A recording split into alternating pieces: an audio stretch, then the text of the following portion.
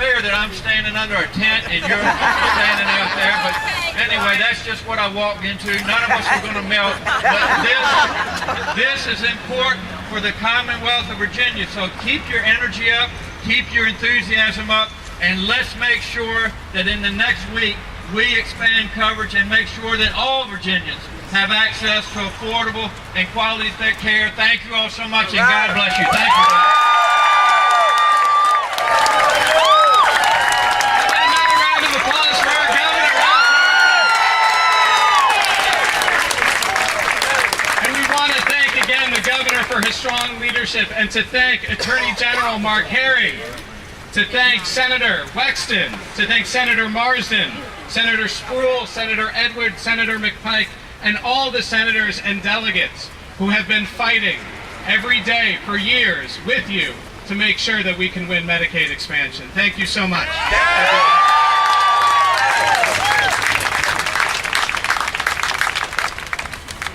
So we are very honored to have some of our brave fellow Virginians join us now, and we invite Donna and Karen and Christopher to come up and join us.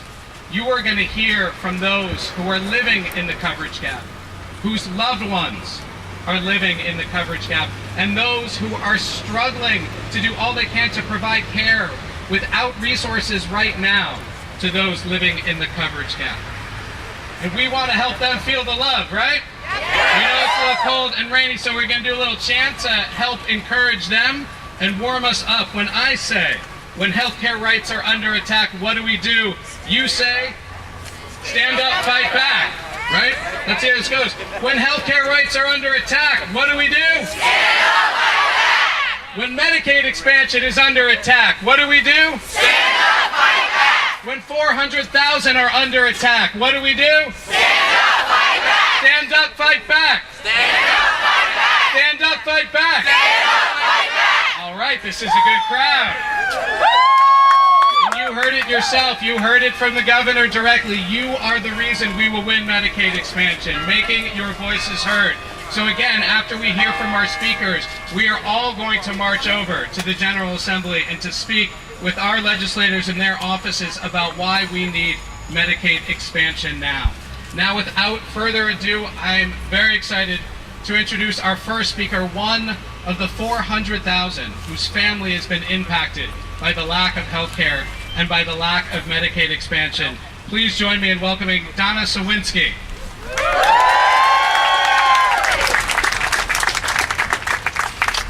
I'm here today to ask for Medicaid expansion. And I'm not asking as a Democrat or a Republican. I'm just asking as a mother who loves her son. On April 1st, our son will turn 30. On April 25th, it'll be 30 years since my husband and I adopted him and his brother. On April 25th, it will be 30 years since our son had his first open heart surgery. When Adam was 3, he had a second open heart surgery called a Fontan procedure. And that procedure was a success, but Fontans tend to wear out over time, and so now he needs a constant monitoring. And these include expensive tests, which cost $4,000 each time he has to go. He also has to be on a blood thinner called Eliquis, which without insurance costs $500 a month. Now, Adam's been on our insurance until he was 26, and then he was on the ACA. But in December, he found out that he made too little money to qualify for the ACA any longer, but he made too much money to qualify for Medicaid. So Adam ended up in the gap. Now, our son isn't lazy. He's not gaming the system. He's worked since he was 19, and last year he even got his associate's degree. But he never gives up, but he can only work part-time. A few weeks ago, I testified before the Senate Committee on Health and Education and told them Adam's story. They heard from me and a number of other Virginia citizens, but they voted to kill the bill by 8 to 7. Then last week, Virginia Republican delegates joined with Democrats in a bipartisan measure to include Medicaid expansion in the budget, but the Senate refused. The experts have weighed in and they conclude that Medicaid expansion will help all Virginians, not just those who need coverage. And yet, I'm just a mother, I'm no expert, but I love my son. Just like all the mothers and fathers and sisters and brothers of the 400,000 Virginians who fall into the Medicaid gap. How many of us wouldn't spend all that we have to see that the people we love get health care? How many Virginia parents wouldn't go deep into debt, even into bankruptcy, to make sure their children don't suffer? Now, our story actually had a happy ending because we found out just about 10 days ago that our son's appeal under the ACA was granted. But during that time that he fell into the Medicaid gap, we would have done anything, paid anything, to see to it that he got the care he needs. And we need Republican senators to champion Medicaid expansion. Medicaid expansion isn't a Republican issue, it isn't a Democrat issue, because no political party has a monopoly on love for their family. The issue of Medicaid expansion is a people issue, it's a family issue, and it's an empathy issue. So please, to all those Republican senators out there, I'm asking you to hear us, to hear our stories, because even though my family had a happy ending to our story, there's 400,000 Virginians and their loved ones who deserve a happy ending too. Thank you very much.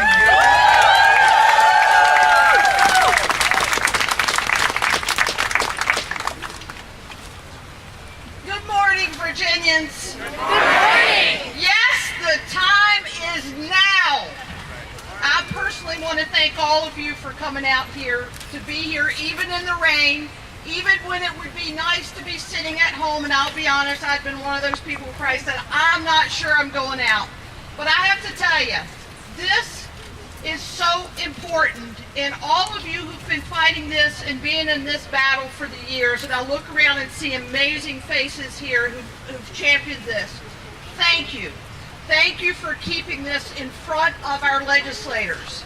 I want to do a shout out of thanks to Governor Northam and all of our fearless, and I say fearless, elected leaders, both Democrats and the Republicans who supported this. Finally, thank them.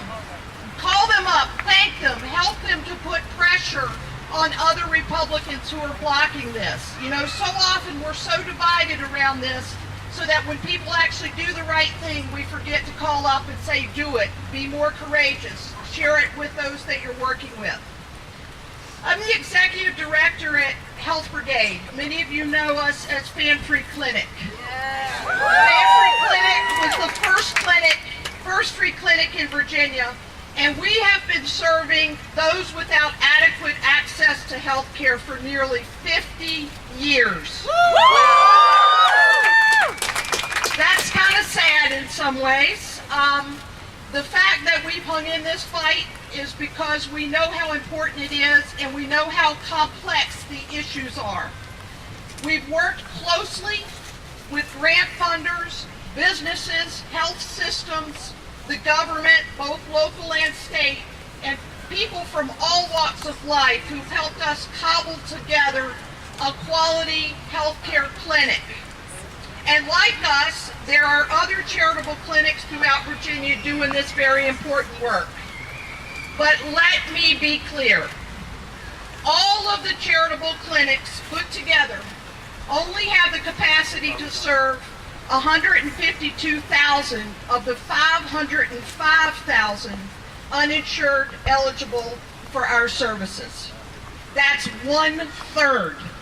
1/3. So when people say we have free clinics, what do we need Medicaid for? We need Medicaid because we need help taking care of people in our community, period. This is not an either or. This is not about free clinics going away. This is not about fully solving the problem if we expand Medicaid. This is about all of us doing our part. And all of us are nonprofits working in the private sector. We need our government. We need our government to stand with us, to work with us side by side, to help the people. We're not saying, government, please come and fix this problem.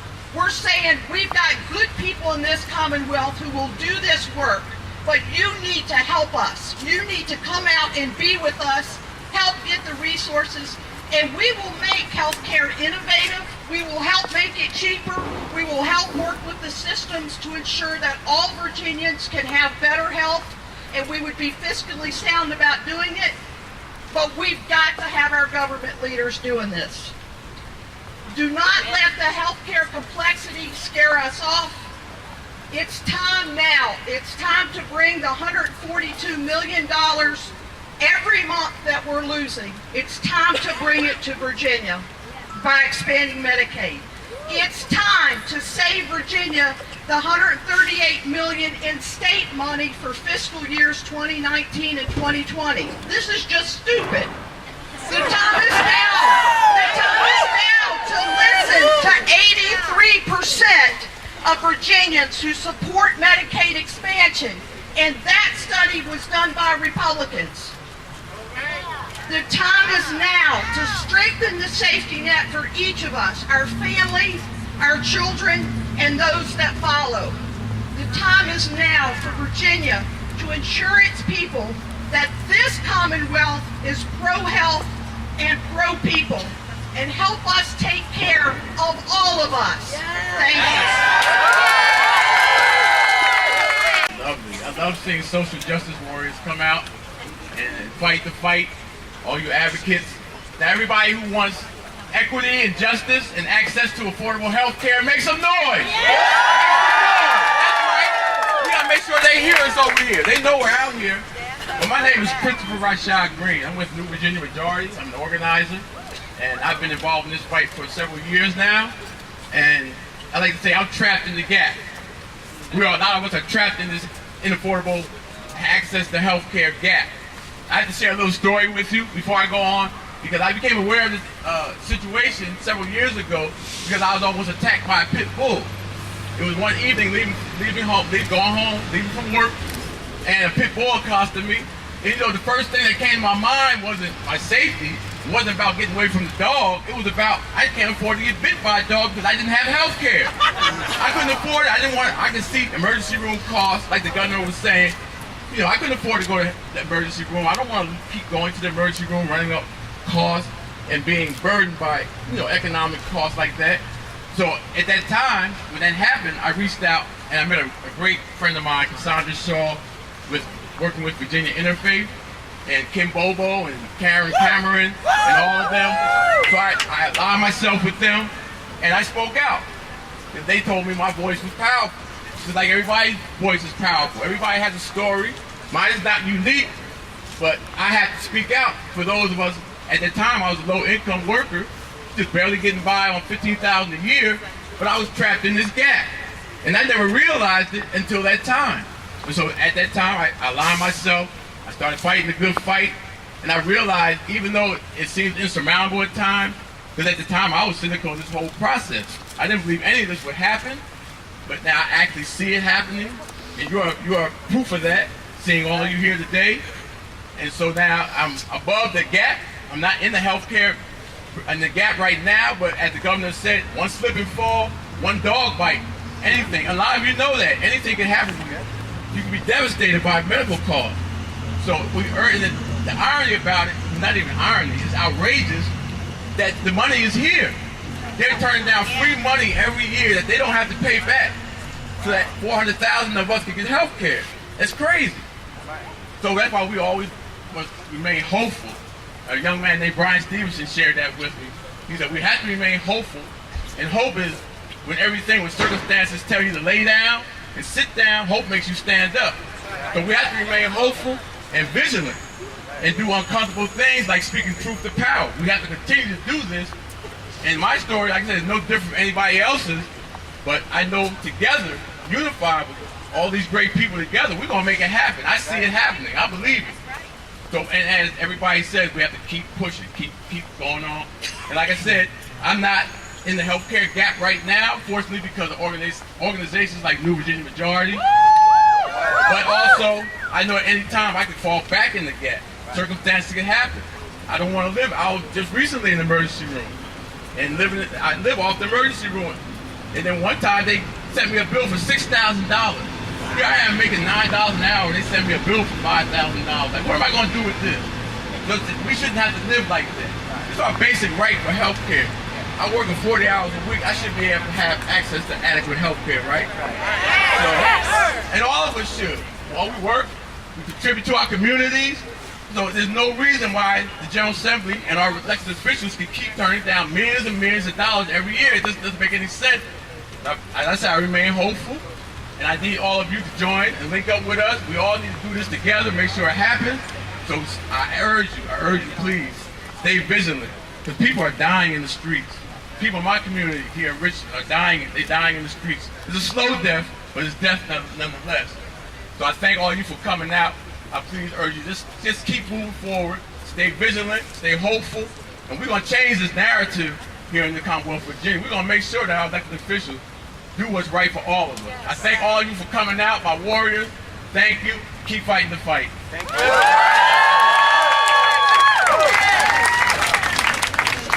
All right, let's hear it for Donna, Karen, and Christopher. Thank you. Thank you for sharing your stories. Your stories are powerful. And we know that everyone here has a story. And look out on this crowd, and it's an amazing crowd. I can see it on your faces. Every one of you has a story, and every one of us is going to go over to the General Assembly at the end of this and share our stories. And we are going to keep sharing our stories and marching and rallying until we get Medicaid expansion. Right? What do we want? Medicaid expansion! When do we want it? Now! What do we want? Medicaid expansion! When do we want it? Now! I think we actually wanted it about 8 years ago, but I think now is a pretty good answer. See? Even the bells want Medicaid expansion. Yes! All right, well, we are excited to invite a few more of our fellow Virginians up to share their stories. I'd like to call up my union sister, Patricia White, and Dr. Paul Stromberg to come up and share their stories about living in the gap, about providing care to the gap. And as they come up, as we wait for the bells to ring, I just want to say, let's see all these beautiful signs out there. Look at that. I don't want to tell any photographers what to do, but there's a pretty good photo to be had right about now. Those are beautiful. You are beautiful. And now I'd like to turn it over to take advantage of the medical system because I have health conditions. I have had 2 heart attacks, and I have had a scare with cancer that required surgery and treatments along with the regular care for my heart. And as a result of not being able to afford insurance, because I come with a pre-existing condition, a couple of them, it is extremely expensive for me to have insurance. So as a result, I don't see my cardiologist as much as he would like to see me. And I also really only get the best care that I need when I'm in crisis. And I end up in the emergency room. And then, of course, I end up not just living, but living in debt. And because it's so difficult and so challenging to be able to afford health care. And so I am so in favor of Medicaid expansion because of people like me. People who work every day, who are providing care, because I am a home care worker, and I provide 24/7 care because I brought someone into my home. They live with me, and I care for them. So even when I'm not getting paid, I'm still working. And so for people like me, and even people who are working 9 to 5, everyone deserves to be able to have the health insurance to take care of whatever medical needs they have. And if people like me who already have pre-existing conditions were able to receive the ongoing maintenance care that we require, then we would not be a burden on the healthcare system by showing up in emergency rooms in crisis. Because I would be able to see my doctor when I need to see him, he would be able to manage my care, and he would not have to wait until I'm in crisis. So this is the reason that I'm here, not just for myself, but people like me and people who would do so much better if they could just get the maintenance care they need. I'm not talking about the overall and the luxuries or anything like that. I am talking about regular care to maintain their health. It would prevent so many further, deeper illnesses if people didn't have to wait until they were in crisis to be able to go to a doctor, to go to the emergency room, overburdening the emergency room system. You can't tell me that it would cost the system less to have people who could go to a doctor on a regular basis rather than showing up in emergency rooms. So that is my appeal, why I'm here, speaking out for Medicaid expansion. And for so many people who work in my field, who really don't make very much money, a little more than $9 an hour. In some areas it's a little more, but that makes it extremely difficult to be able to afford health insurance. And so it should be something that's available for everyone. And the way that I look at it, because I've heard so many people who aren't in favor of it saying that medical care and health care is not a right in this country. Well, you know what? Once upon a time, women couldn't vote in this country. That was right. And now it is. Once upon a time, people of color couldn't vote in this country. And now it's a right. So we are the people who are in favor of this, who can turn this argument from what is a right and what isn't. We can make this change happen in Virginia, and hopefully I hope to see it throughout this country. Medical care is not a luxury. It should be a right in this state.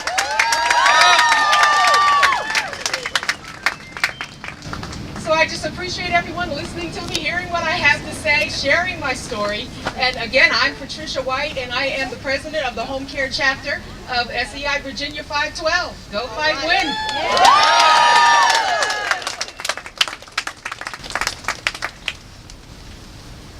Hi, good morning, or I guess good afternoon at this point.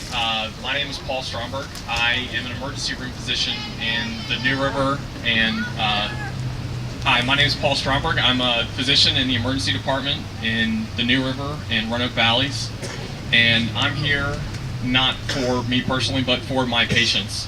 And that's the reason I want Medicaid expansion in Virginia. It's long past time to have Medicaid expansion in Virginia. Just to tell you a couple of stories of some of the patients I've taken care of in the last several weeks. I had a 23-year-old come see me in the emergency department telling me that he had increased thirst, was drinking a lot more, felt tired, and had a weight loss. He was concerned that he had diabetes.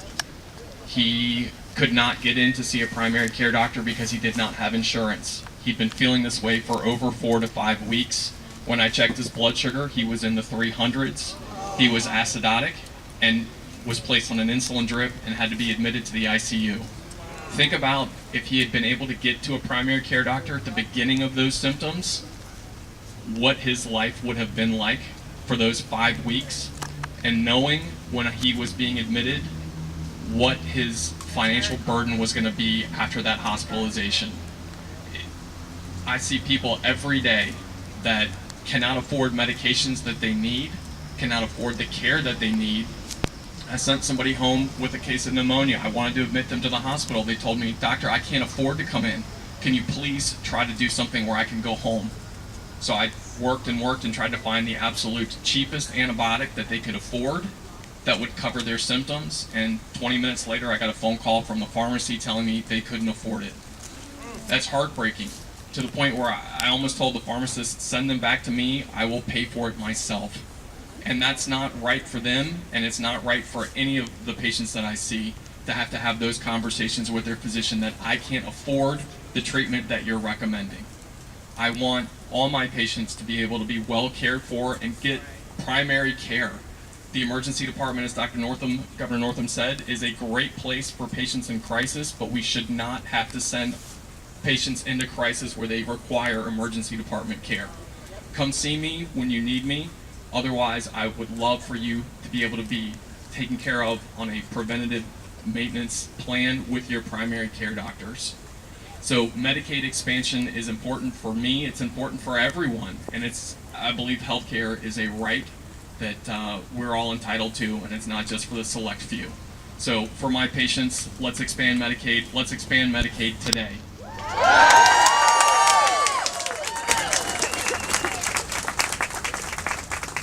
The doctor and Patricia are right. Healthcare is a right. Yep. We're the only country in the world that doesn't recognize that, and that changes today. That changes with you. That changes in Virginia. Now, I would like to invite our good friend and ally Lana up to the stage. I'm not sure where she is. We'll give her a moment to move up. Fantastic. Like all good movements, as we heard before, the civil rights movement, the movement for women's suffrage, the healthcare movement is sustained by song. And so we thought on this beautiful day, to keep our spirits high, to keep us warm, we've invited Lana to lead us in song. Thank you. This is a surprise for me. If anybody wants to come join me, come on up. But the first thing you have to do for music is get a little rhythm going. If anybody snap, I can fake it. Can you stomp your foot? Yep. If you don't have a sign in your hands, you can clap your hands, right? Yep. Okay. Ready to sing? Give a shout. Woo! This little light of mine, I'm gonna let it shine. This little light of mine, I'm gonna let it shine. This little light of mine, I'm gonna let it shine. Let it shine, let it shine, let it shine. All around the Commonwealth. All around the Commonwealth, I'm gonna let it shine. All around the Commonwealth, I'm gonna let it shine. All around the Commonwealth, I'm gonna let it shine. Let it shine, let it shine, let it shine. Even in the Senate. Ready? Even in the Senate, I'm gonna let it shine. Even in the Senate, I'm gonna let it shine. Even in the Senate, I'm gonna let it shine. Let it shine, let it shine, let it shine. Healthcare is for everyone.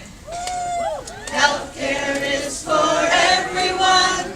I'm gonna let it shine. Healthcare is for everyone.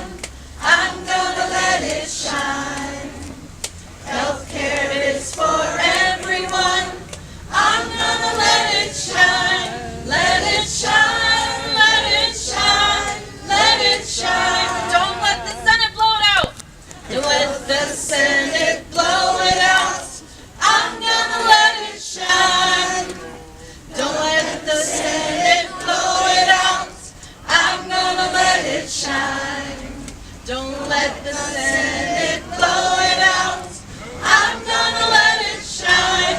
Let it shine, let it shine, let it shine. Pray for health expansion now.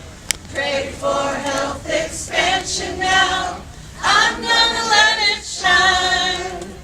Pray for health expansion now. I'm gonna let it shine. Pray for health expansion now.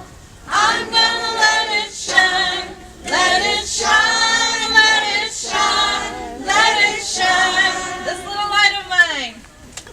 This little light of mine. I'm gonna let it shine. This little light of mine. I'm gonna let it shine. This little light of mine. I'm gonna let it shine. Let it shine, let it shine, let it shine. Woo! Let's give it up for Lana. I can't even begin to tell you how much better that was than if I led it. You have no idea. So the stories that we have heard today are powerful stories. They inspire us to take action.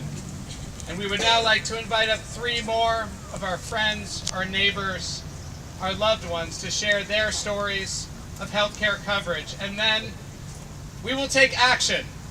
We will take our stories, we will take our bodies to the General Assembly right behind me, and we will talk to our legislators. We will demand that they pass Medicaid expansion now.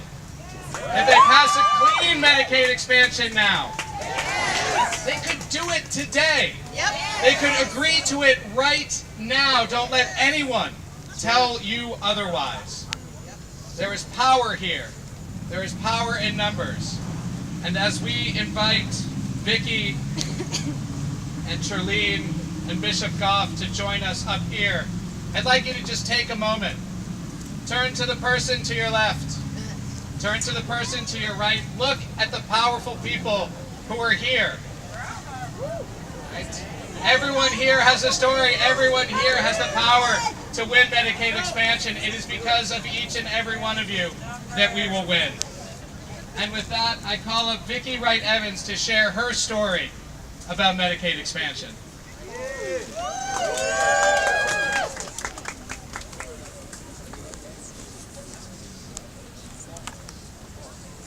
Good morning. My name is Vicki Wright Evans, and I support Medicaid expansion for several reasons.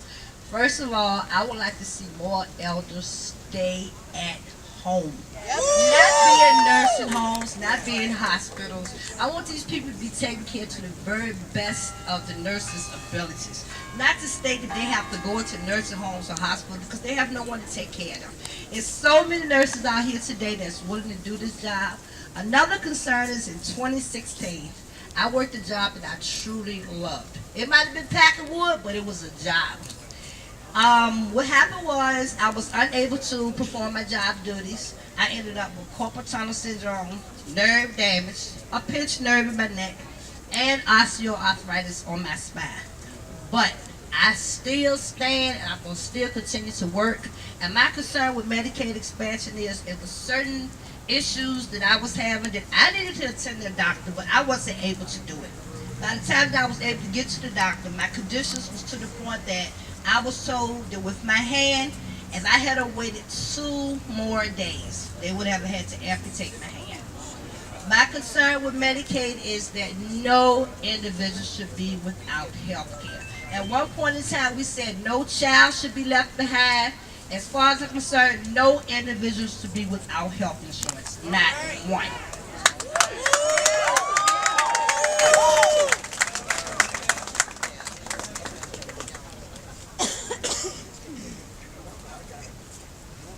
Hello, my name is Charlene Bright, and I'm here to express my concern for Medicaid expansion. I've been through several challenges, but one that impacts me the most is one that I dealt with about 10 to 15 years ago when I was dealing with a depression issue on a job. And the things that's going on now with lives being lost due to mental illness, I can tell you I take it to heart because I know what it's like to be dealing with those issues. And mine stem from bullying on the job as an adult. And thank God that I had some insurance in place at that particular time, because the thoughts that were being forced upon my mind to do, thank God I'm a godly person, and I was able to go and check myself in somewhere and get some help. And I just feel so sorry for anybody out there, and I know a few that's going through things through mental illness and not able to go in and get some help, or because you don't have health insurance. There's been times when I knew that there were places that I probably could, but the fact that you don't have health insurance, it kind of draws me back from going for it. And I would employ that everyone could be concerned about the mental health of people around them with the things that are going on in our generation right now. It's unthinkable that someone would be out there needing mental health help and not have the insurance available to them to get what they need. I do have insurance now, but I work 2 to 3 jobs just to have it. I've been told that I shouldn't lift more than 10 pounds, but I'm afraid not to have health insurance. So I go against the grain to keep that health insurance in place. But I did have a close call 3 years ago where I was diagnosed with breast cancer. And I thank the Obama administration because it came in a nick of time. Otherwise, I would not have gone to check if I hadn't been able to get some coverage at that particular time. But to maintain it, it's always still a risk for me.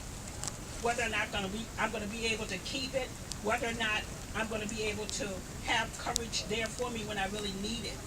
So I would definitely ask the city to please reconsider the need out there for health insurance for all of us. We need it. Just for our safety and just for our well-being.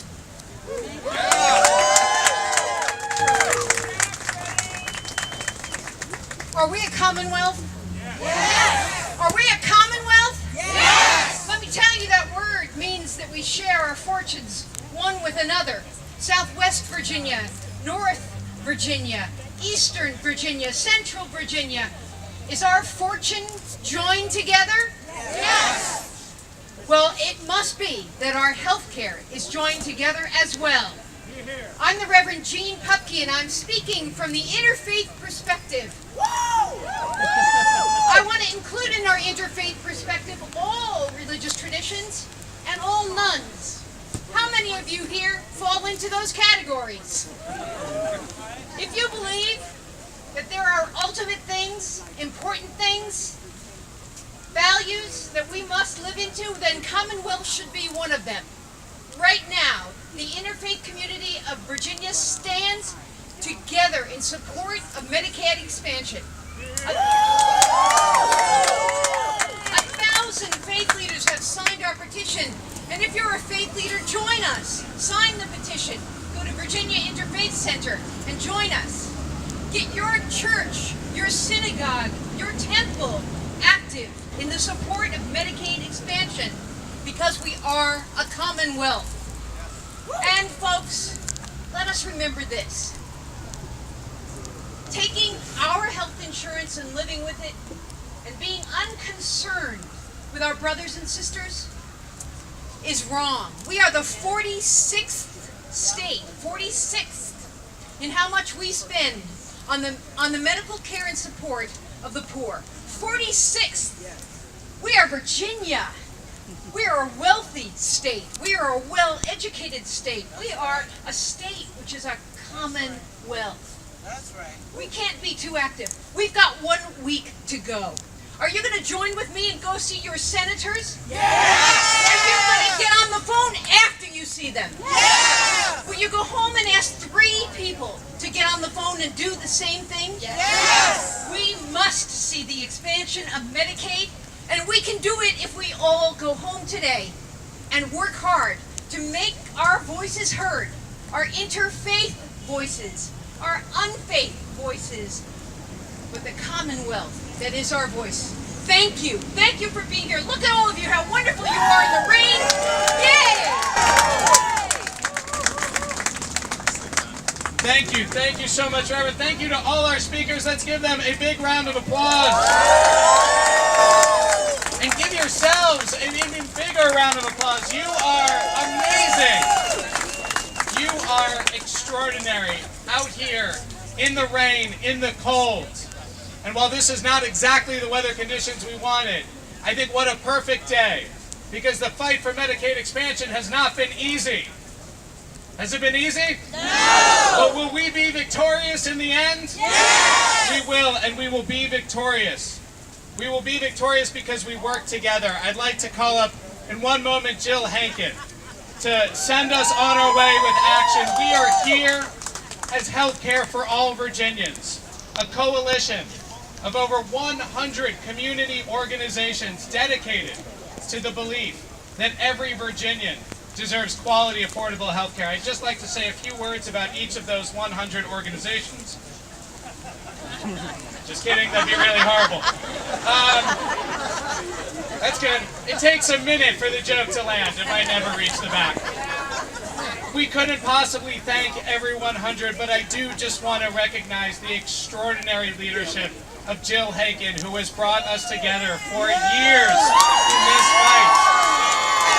And she will say it's about everybody, but Jill has been amazing. And before I hand it over to Jill, I'd be remiss to also say, look at this crowd.